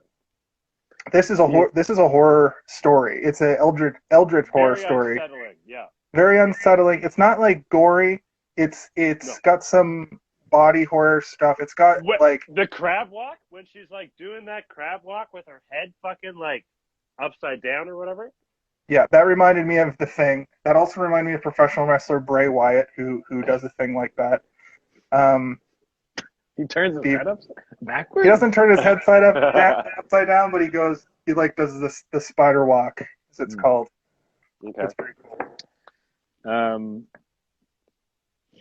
Yeah, that's pretty. That's an astute observation, Jason. I didn't think about that. I went, oh fuck, out loud. Oh god. Also, this is a movie I had on in the background that I couldn't stop. Like, sometimes I'm like, I had it on the background, I missed stuff. Yeah. This is one of the ones we've done where I'm like, just the whole time, just watched it. Like, just couldn't take my eyes off it. Usually, a lot of times I'll take a break. I don't like to, if I'm trying to like take notes about a movie, I don't like to like stop and eat, typically. This one I ate right through. I ate lunch while I watched it. You know what I mean? Like I usually make the dinner and then I put the movie on and I eat the dinner while I watch the movie, and then I continue to watch the movie after. Yeah. No, I can't. I don't know. If I'm trying to think of a movie analytically, I cannot have it on in the background. I did that with the first Halloween movie, and it just didn't sit in my brain properly, so I had to watch it I again. watched the first Halloween movie, and we all know how I feel about that movie. I mean, we all I kind of have landed on two the same page. stages. I like to do one straight, like just straight watch, just watch it, right? Then if I have it on DVD, I'll do a commentary watch to get like, you know, the little extra tidbits and shit. And then sometimes I'll do a third watch. Like while I'm doing that one, I'll also look at shit or whatever, right? But then sometimes I'll do a third watch to try and look at extra shit. Nice. Why am I the mood killer tonight? No, you're not the mood killer. I said nice. Like, what else? What do you want me to say to sorry. that? Yeah, no, I was trying to think of if we had any more sort of like segmental things we could discuss, or if we could just go into any final thoughts and then. How about I think we're pissed off at the old lady? Is like, come on, you old bitch. You old bitch. I did write down. That reminded me of Seinfeld. I had a question that I wanted to ask you guys. Yeah. So this movie seems like it's much like every John Carpenter movie we covered this month, except for They Live, which John is the only one Carpenter that really. Presents January. I think it should have been called The Month of Madness in retrospect, but then it's only like on that one word. Although John I like it. Well, this is the main event. This is the last one. But anyway, nice. my point is so Treehouse of Horror has been a thing for 20, almost 30 years. Yeah. This movie, much like all of the other John Carpenter movies, feels like it should be in the zeitgeist of pop culture a lot harder than it is. Right. I've never heard of this movie. I have heard the name, but I didn't know that it was this kind. You know what I mean? I didn't know what it was. Yeah. My buddy Ben, who I've talked about on this podcast, who also has a podcast similar to ours, he's definitely seen this movie. You know what I mean? Like, he's such a John Carpenter fan, he'd probably be like, oh yeah, of course. Yeah. I want to know if Treehouse of Horror has done this, because this would be a perfect Treehouse of Horror vignette, in my opinion. I can see that, yeah. But I've seen every one, and I don't think they've ever done it. On that note, Jason, of what you just said, this is so the spirit of what you just said is why I kind of wanted to do this in the first place. Actually, there's a few things. So one, we get to talk about movies and shit. Like, I fucking like watching them and shit. And then sometimes you think about shit or whatever, and you want to like chit chat or whatever and joke and quotes and all that good stuff. But then also, sometimes someone will introduce you to a movie that either you never heard of, or maybe you heard of it, but you're just like, or whatever, right? And so we're able to do that with each other. But then on top of that, if there's anyone out there watching this, what's up? But maybe we'll introduce them to something that maybe they haven't seen before or whatever, right? I think Benny and June was a big example of me hearing about a movie for years and years. And I weirdly think about Benny and June every once in a a while now. Yeah. Really? Yeah, in my life, where I'm like, this I'm seems like a lot guessing. like a Benny and June situation. Like, People are like, what? I'm like, nothing. are you guys being serious? I'm actually guessing right now. Like, okay. I thought I was gonna hate it. I'm not gonna lie, It was but a then, good movie, man. It was a good but movie. it's a good, it's a good movie. I'm not gonna tell you it was bad. It was good. It's very much a movie from its era, and it had its issues, but it was also just a cute story. If I would recommend that for a first date, Yeah, that's a good date movie. during COVID times. On that note about era, though, personally, I feel if they took I'm still not exactly sure what they were. If they were aliens, monsters, demons, like, spiritual shit or whatever, or just, crazy. Let me think. Well, the idea crazy. of the old ones is that they have always existed. They're older than God. They are just these things that exist in a dimension that you have to find a doorway to. Right. And if you can find that doorway and let them through, you basically end the world. Yeah, and then you get there's a bunch of them. There's what's the one with the tentacles that most people know? Japanese porn? Spaghetti Monster the movie. No, you know what I'm talking about. Did you Little guys Shop play? of Horrors. Little Shop of Horrors. No, that's a Venus flytrap. Did you guys play the first South Park game? The one with the pea snowball. Yeah. Wait, Jason, use non-South Park references. Tell me more. Tentacles. What do the Masagra. tentacles do? No, I'm gonna look it up. While you're looking that up, what were we just talking about? You were talking about you didn't know if they were aliens or if they were gods or angels or whatever. What were Oh we yeah, talking never about look right up before HP. Never look up H.P. Lovecraft's cat's name. Never do that. Also, never mention it again on this podcast, please, Jason. Sorry. I'm just saying never do that. That's mentioning it, though. I wouldn't have done it if you didn't bring it up. I don't even think I did do it. No, it was Jason that just did it just now. Okay. There's Shoggoth. There's Azathoth, which are ones that I've heard of before. There's the Ghast. And then there's the one they're showing a picture goddamn Wait, are you of. talking about Cthulhu? Cthulhu. Yes, thank you. Oh. Cthulhu. I thought you were talking about a movie, not a monster. A monster. A tentacle monster. Yeah. Yeah, he looks like a kraken. He but also the thing about famously wrote in all of his books when he described these monsters, he like fucked his typewriter up to like make it look like crazy letters that you couldn't really pronounce, but it looked like the words you were trying to say. And then I remember what I was going to say now. All these insane accents and stuff on the words were meant to be like accents that you would have to have like multiple tongues and like goo in your mouth to be able to be like. And to that note as well, like H.P. Lovecraft monsters are always like interdimensional in a weird way, where you're just seeing one like sliver of their being because they exist across so many dimensions. So if an eldritch horror is like in your, that's kind of what I wanted to say about Color Out of Space. Are you guys paying attention to Insta? Apparently, Mikey wants a shout out. Who the fuck's Mike? I don't fucking know. And there's, I think, a girl. I see. With a bunch of dollar signs for. No, that's AG. That's I work with him at. And Mike, they're raiding us. Nice. We're getting a raid. We're getting a raid from a coworker and a former coworker. That's awesome. Sorry for interrupting. Sorry, guys. We're doing a thing tonight where I'm a legend, apparently. According to his name's Anand. He's a good dude. I believe it. I'm a legend.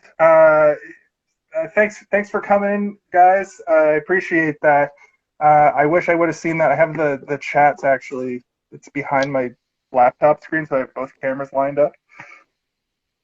But that's awesome. They were probably here an hour ago. Yeah. Being honest. Also, that's a better angle for you, Jason, that you have there on the Instagram. Right now? Yeah. Oh, really?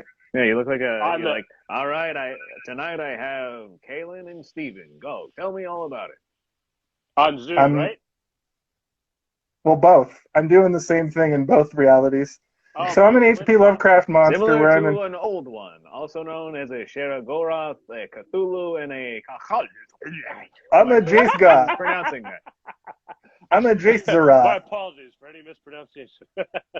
Tonight on the show we have Cthulhu. Right. So how do you feel about gender politics in America, Mr. Lou? You can have whatever penis or vagina you want. Yeah. I understand that most of the things on your faces are for sexual reproduction. We're going to have to ask you to... All of them are used for sexual. Can you put pants on them, or... I can put pants on anything.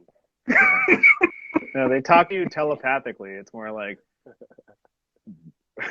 Many have tried to put pants on them, but none have succeeded. How do you have the video of someone else come up and then you talk, but it looks like them saying it like this? No, okay, what do you guys talk? I'm not going to do that right now. We should do final thoughts because it's late. Yeah, we've almost talked about this movie for an hour and a half, which is fine, but we're not talking about it anymore. We're now riffing on H.P. Lovecraft, a man who died horribly and racistly many, many, many years ago. Listen, it was a different time, but it doesn't mean we have to like it. we could learn from it, and we can He also had a really fucked up life, which is, I think, why he created all this crazy, grow. messed up shit. His mom used to dress him up like a little girl and tell everyone he was a little girl. My Until mom he wanted a started daughter. Did your mom dress you up as a little girl and tell everyone you were a little girl? Not exactly. Oh, God. Not exactly. Did And you? then Kalen reveals that he's got a tome of like books about crazy interdimensional monsters, and he's like, "I wrote this when I was 12."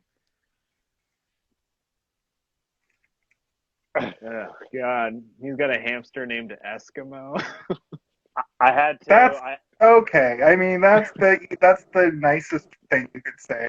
No, I had two gerbils named David Nope. and Goliath won.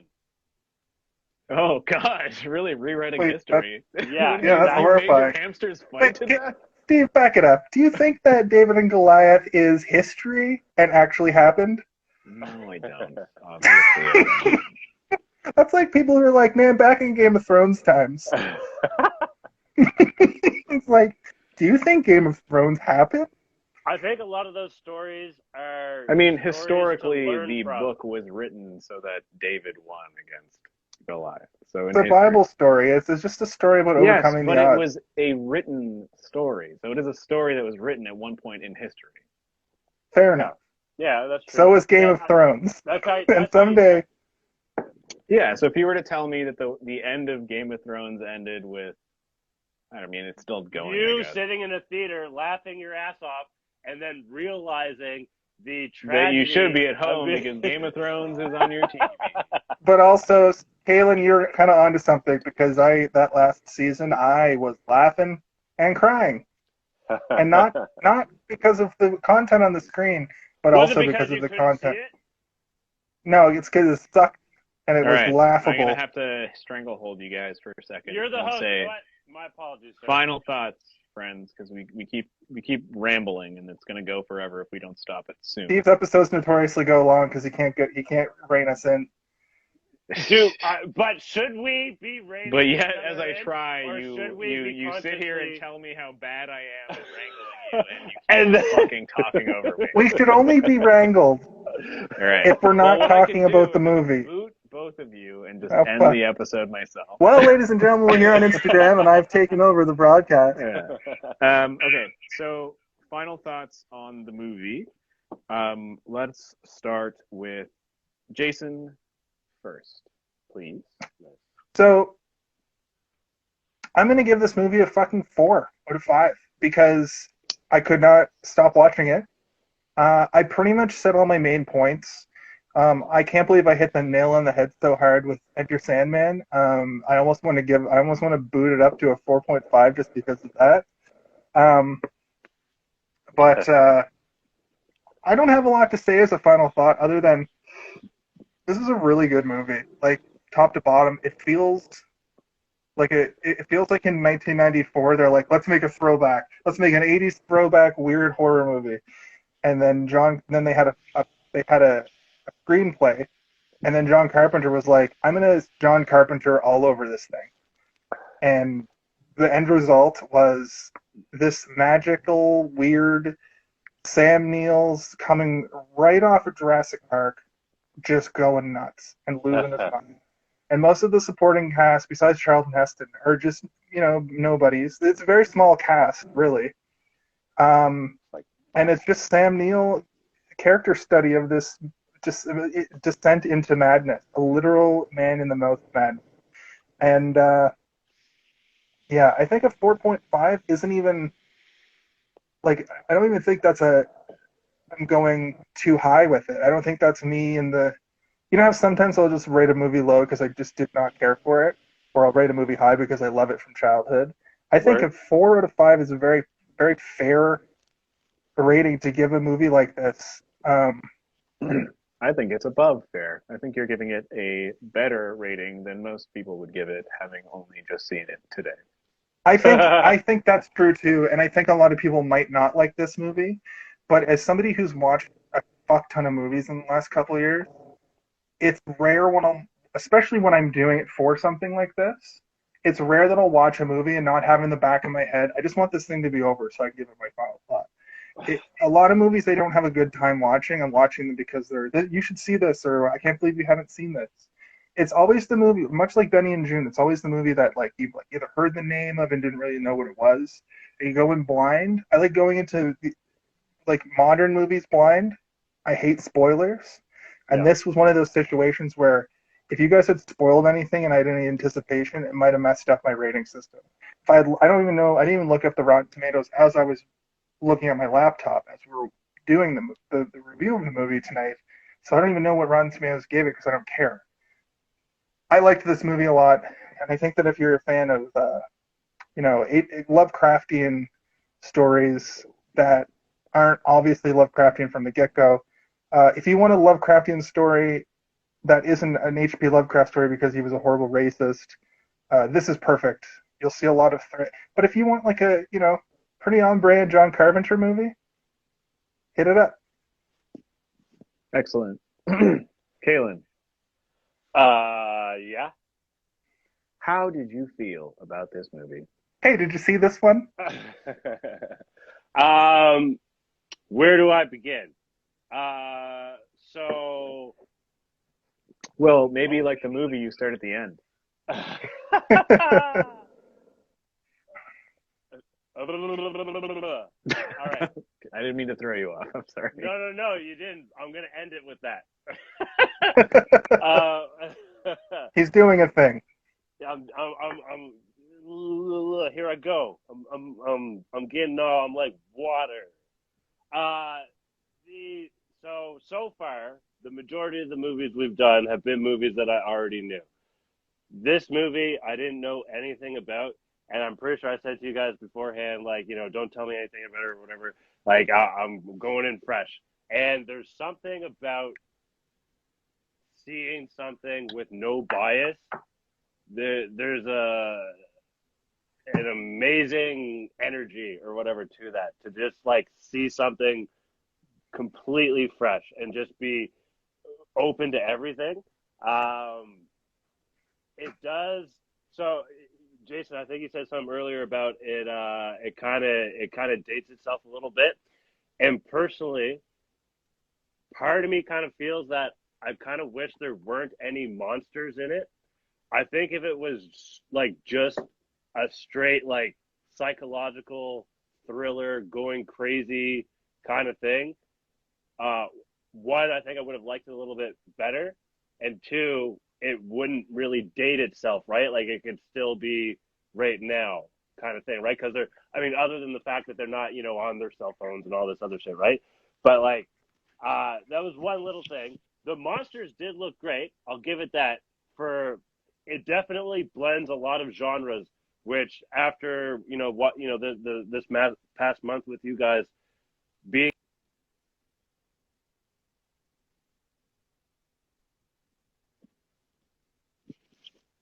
Yeah. Am I still here? Yep. Okay. Yep. My phone's dying. But being introduced to his movies, I definitely like watching them. Other than like Big Trouble, which is kind of, it's hard to place like when I would watch that throughout the year. But these movies definitely feel like something that I want to watch during October, like during the whole spooky season or whatever. Kind of like just want to be kind of like creeped out or whatever. This is my first time watching it though. I went in fresh. I enjoyed it. I give it a fucking dope ass like designer. What's it called? Straight jacket, crisscross, tied a bunch of times around the back. Enjoy yourself and fucking ask yourself questions about it, and then go watch it again, and then still not know if you can answer your questions yet. That's what I give it. It got a 58 on Rotten Tomatoes. Oh. What? Man, Kaylin, But does that beat your score or not? I don't know. That's IMDb has it at a 7.2 out of 10, and whatever Just Watch is, I think it's like Metacritic has it at 78. So that must be the I think that's viewer. fair. But also, you're asking everyone. If you ask the people that like it, they're going to love it. If you ask the people that don't like it, they're not going to think much of it. But I don't think that really should discredit what it is and what it what it offers. Yeah, you're allowed to like a movie even if other people don't like it. That's Yeah. what's great about everything, because that's the same case for literally everything on planet Earth. Take that.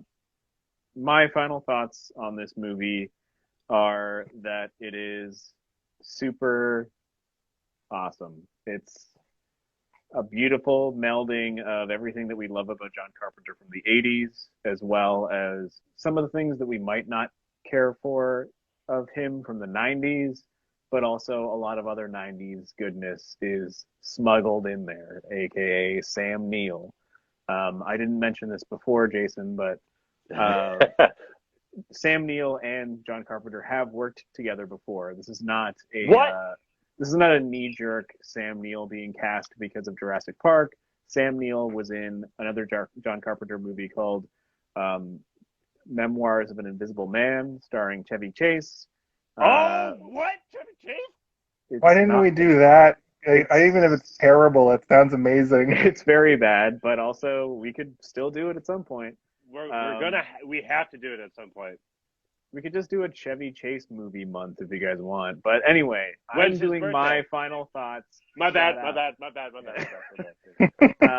That's where they met, so that's why he was chosen for this role. But I think he was also chosen for this role because Sam Neill has been in so many movies that involve demonology, monstrousness, horrifying imagery. Sam Neill has always been around in the horror genre. He's, even Jurassic Park is technically a horror movie when you It's really a horror. think It's about a horror movie of the mothership. he just has a very good demeanor for horror because he's believable, he's beautiful, and He's got a also, good everyman. Sorry, my bad. You go. He's interesting. He's an interesting person. I think that from the opening of this movie to the closing of this movie, almost like Big Trouble in Little China, there's something in every single scene to keep you being like, holy, what? Hold on. Wait, give me a second to think about that. Now I gotta look at this thing. And it keeps moving the entire time. I think the best scene in the movie is by far the opening moments where the two investment fraud detectives are talking in the restaurant, and a man is slowly making his way across an intersection on I believe that's King Street in downtown Toronto. And You're on King Street. He just actually, I think one of the viewers mentioned what it is. Oh, maybe. 1 second. You keep doing your thing. Sorry. He and then he smashes through the window and says the line. And right at that moment, you're just kind of like, okay, I was already intrigued because he's being locked up for being insane and is not wanting to be insane. And the doctor doesn't believe he's insane, but is like, well, why do you want to stay? And he's like, the world's going to lose its mind, man. I want to stay inside of here. All of these things are intriguing. And I think that the first maybe third to half of the movie is extremely John Carpenter-y in terms of its compellingness, where it's building horror and mystery and strangeness. And then the second half is the other part of John Carpenter that we like from Big Trouble and They Live, where it's just kind of overflowing with ridiculousness. Monsters everywhere. People are literally running around with axes, and children are biting him. It's I got this from a 5-year-old. Johnny boy, sister, bit me on my face. Vigo the Carpathian blows his brains out. After she did the white thing. This way. Yeah. It's all wild. And even past that point, when it starts to cool down a little bit, it starts to jitter up into wildness again. And then Sam Neill kills a teenager and then gets thrown into jail. It's great. It's so good. And like I said about The Prince of Darkness, this is the other John Carpenter that I never would want to see a sequel made to this, but I would like to see not necessarily a sequel, but those people on the radio at the end being if you're not infected like we are, find us, find us now, and then the radio gets cut Yeah. off and he goes into the theater. Imagine there was like a scenario where there are these people that are dealing with like eldritch monsters and shit, and then like they figure out they need to go to a certain area to find some like Sutter Cane novel that's like hovering in a field, and they're about to get it, and then like Sam Neill is like, "Oh!" and like comes up, and he, instead of having like crayon all over him, he just like he looks like he does from what's that movie, Event Horizon, where he's all like cut up and bleeding, and you're like, "Oh my god!" Or he's got one of those. He's got one of those big puffy eyes, like all the other people that are infected. Anyway, They start to escape, and then they realize he just wrote that they thought they were about to escape, and then they don't escape. yeah. Or like they find a Sutter Cane transcript that was never published, and like they can like write in it and it like changes shit. Oh! What about a silly story from when he was a child? Some sort of happy something or another. They go through all the bullshit, and then they're like, oh, his words come to life. Let's go find one of his stories when he was a child. Like, let's say he wrote something happy, right? When he was a baby or whatever, right? And read that shit and then live that shit. Well, I was gonna. Blew my mind. No, that's where I was gonna go with it too, Kaylin. Like they find a half-written story that's written, and then they continue it and just make, because clearly all of his books have bad end, like not happy endings. So they just turn one of his books that's unwritten or finished into a happy ending to rewrite history. I think that making a sequel of this movie is more important than any of the other movies, because you end it right when the apocalypse is happening. That's my favorite shit. Yeah. Yeah, it's okay. I kind of started us on that roller coaster there by being like, "What if?" I shouldn't have done that, because we should have another separate podcast called "What If," where we just talk about what if this happened in the sequel. If we get 50, if we get 50 subscribers, if we get 50 new subscribers, we'll consider it. Okay. Ooh, give him a challenge. One of my favorite lines in the movie is when Sam Neill is like, "You leave me down here and you expect us to go on a wild goose chase, and then I go back to town and I tell everybody how crazy it was, and then fuck that." Fuck that. It's great. The door is excellent. The door, the throbbing door. Yeah. Amazing. Gooey, drippy door. Kaylin, what? I have a question. Okay. Would you guys possibly be maybe interested, maybe once in a while, maybe if some tickles their fancy, we do a scene recreation? Yeah, of course. That's a question for after the show. Okay. Kaylin, if you have a question that can be answered after the show, especially when we're 7 minutes away from 2 hours, let's keep it to the chat. And let's wrap this up, because I need to go to the bathroom and not to pee. Okay. So the last thing that I was going to say is that this movie, in a soft way, kind of eases us into our next month's theme.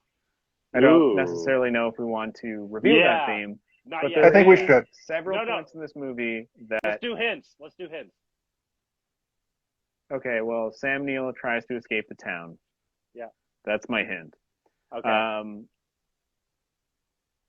And at the end of the day, I'm going to say that this movie is extremely interesting. One thing that I could not figure out is Sutter Cane touching his ring constantly. I thought maybe it meant that he had married himself to the, similar to the seed thing I was talking about earlier. He had like, the ring is like representative of like, he is attached. Authors love to put literary like ticks on characters, like Trent's constant smoking. That might have just been. He's doing it constantly. He's married to his craft, though.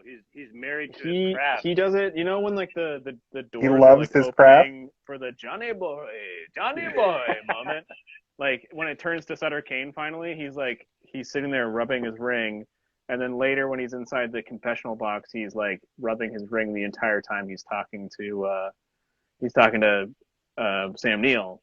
Did you get a weird vibe when Sam Neill sat on his lap? Not really. I was Okay. like, oh god, he's uncomfortably close. What did you I think? wrote like down. the weird He's vibe? fucking him in the ass with demon I wrote- powers. I wrote down when he was in the confessional booth that I wrote, this thing's clearly going to be lit on fire. And it surprised me that they didn't do the I'm trapped in a confessional that's lit on fire with all this Satan imagery. But then it made sense that it was just literally for them to have a cool confessional scene. Yeah. All right. Anyway, so what I give this movie is 88 tentacles up out of a Okay, that sounds so possible good. 100 tentacles. Wow, that's a higher rating than even I gave. Yeah, I love this movie. I think this movie is. If we were doing the thing, I would probably give it upwards of 90. I would probably give 95. the thing a 4.3 or a 4.5 based on my memory of it. But I have to Out of rewatch. 4.5, I thought you were measuring out of 5. 4.5 out of 5. Oh, I thought you said 4.3. I think out of this movie 4.5. is a movie that this is one of those movies I would show to people, and I would be embarrassed to show them because I know they probably wouldn't like it as much as I did. And then after the movie was over, I would probably try and convince them it was better than they thought it Oh, was. the rest of the night. This sounds like a scenario where you tell me to watch this movie, we hang out, and I'm like, meh, and the rest of the night. Did you notice this part? Yeah, the rest of the night you're Yeah, like, did what you did see and him I'm like, rubbing yeah. his ring, bro? He's rubbing his ring. That means he's married to the eldritch darkness. But I think that's gonna take us to the end. So I think I have one question for you guys, which is, Do you read Sutter Cane? no, I'm just kidding. But for Jason and Kaylin, I am Steven. And for Kaylin and Steven, I'm Jason. And for Jason and Steven, I'm Kellen. And let's all And- ask each other at the same time, Hey, Hey, do you read do Sutter you Cane? read Sutter Cane? That's good enough. That'll do. Hey, did you see this one? No, I was doing a callback because I said I was going to end Bye. how it started.